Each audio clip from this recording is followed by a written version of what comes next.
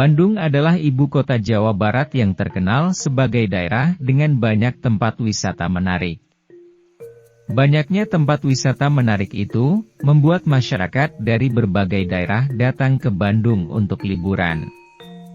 Meski jadi daerah yang populer di kalangan wisatawan, mungkin belum banyak orang tahu seputar asal-usul nama Bandung. Kebanyakan mungkin hanya mengetahui soal julukan Bandung sebagai Paris Van Java atau Kota Kembang. Sebenarnya sejarah terkait asal-usul nama Bandung itu ada beberapa, mulai dari berdasarkan sejarah aslinya hingga cerita rakyatnya. Jika diulas berdasarkan sejarah asal nama Bandung itu diambil dari kata bendung atau bendungan, seperti dikutip dari kompas.com, 13 April 2021. Pada zaman dahulu, Sungai Citarum itu bisa terbendung karena adanya lava dari Gunung Tangkuban Perahu.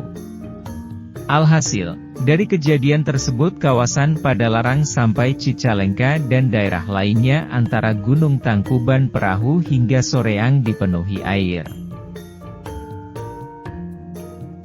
Kemudian, terbentuklah telaga besar yang diberi nama Danau Bandung atau Danau Purba oleh penduduk setempat. Lama-kelamaan, danau besar tersebut mengering, lalu daerah tersebutlah yang menjadi cikal bakal wilayah Bandung. Sementara itu jika dilihat dari legendanya, nama Bandung itu berasal dari kendaraan air yang dipakai oleh Bupati Bandung bernama Era Wiranata-Kusumah II. Pada zaman dulu dikatakan bahwa R.A. Wiranata-Kusumah II sering memakai kendaraan air untuk menyusuri Sungai Citarum. Dia melakukan hal tersebut untuk mencari tempat kedudukan kabupaten baru, agar bisa menggantikan ibu kota lama, Dayakolot. Bentuk kendaraan airnya berupa dua perahu yang diikat secara bersamaan, namanya adalah Perahu Bandung. Nama Bandung juga disebut berasal dari kata bahasa Indonesia yakni, banding, yang jika diterjemahkan artinya adalah berdampingan. Sama seperti wilayah lainnya di Indonesia, Bandung juga punya cerita rakyat yang mengkisahkan mengenai asal-usulnya terbentuknya suatu daerah. Melansir dari majalah Bobo Grid Senin, 26 Oktober 2020, adanya wilayah Bandung itu tak bisa dilepaskan dari Sungai Citarum. Jadi, pada zaman dahulu kala ada seorang sakti bernama adalah Empu Wisesa. Dia punya anak perempuan bernama Sekar. Sebagai orang sakti, Empu Wisesa juga memiliki dua murid, yakni bernama Wira dan Jaka. Keduanya ditemukan dan dirawat sang empu saat ditinggalkan di desa yang terkena lava Gunung Tangkuban Perahu. Dua bayi tersebut adalah Wira dan Jaka.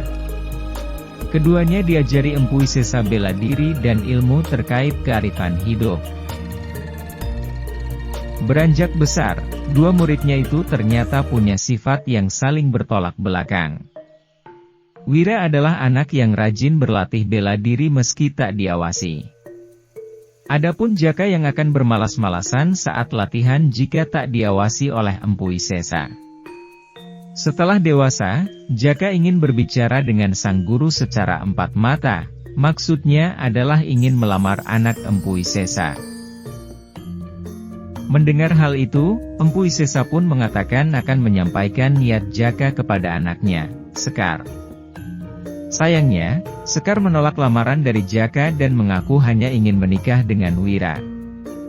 Sekar sempat kecewa dan bertanya kenapa tak bertanya dahulu kepadanya, sebelum menerima lamaran dari Jaka. Setelah percakapan anak dan ayah itu, Empu Wisesa keluar rumah untuk memikirkan jalan keluar dari permasalahan yang tengah terjadi.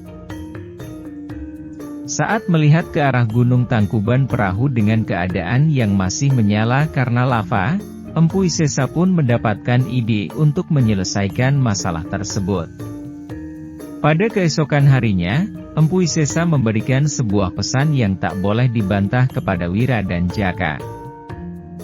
Lihatlah lahar Gunung Tangkuban Perahu itu. "Siapa yang mampu memadamkan lava itu, maka akan kunikahkan dengan Sekar," ujar Empu Wisesa.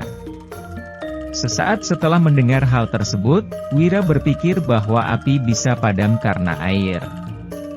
Sedangkan Jaka merasa pesan dari Empu Wisesa itu mustahil untuk dilakukan. Wira kemudian bergerak untuk mencari sumber air, dan menemukan Sungai Citarum, serta mendapati bahwa lahar Gunung Tangkuban Perahu ada di daerah cekungan yang cukup rendah. Dengan kemampuan yang dimilikinya, Wira meruntuhkan bukit di dekat Sungai Citarum, lalu airnya jadi meluap dan mengalir menuju lahar Gunung Tangkuban Perahu yang berada di cekungan. Akhirnya cekungan berisi lahar itu, berubah menjadi sebuah danau besar yang dikenal dengan nama Danau Bendung. Kenapa diberi nama Bendung? Karena danaunya berasal dari Sungai Citarum yang dibendung. Keberhasilan Wira yang tak mudah menyerah, membuat pemuda itu akhirnya bisa menikah dengan Sekar. Danau Bendung, lama-kelamaan surut dan mengering. Namun area bekas danau itu berubah menjadi daerah subur. Melihat adanya daerah yang subur dan luas, Wira, Sekar, beserta seluruh warga desa pindah ke tempat itu.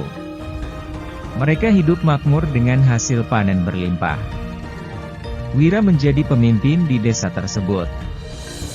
Jadi, bekas Danau Bendung itulah yang melatar belakangi daerah yang kini dikenal dengan nama Bandung. Demikian berbagai macam kisah tentang asal-muasal kota Bandung. Terima kasih sudah menonton, sampai jumpa di video selanjutnya.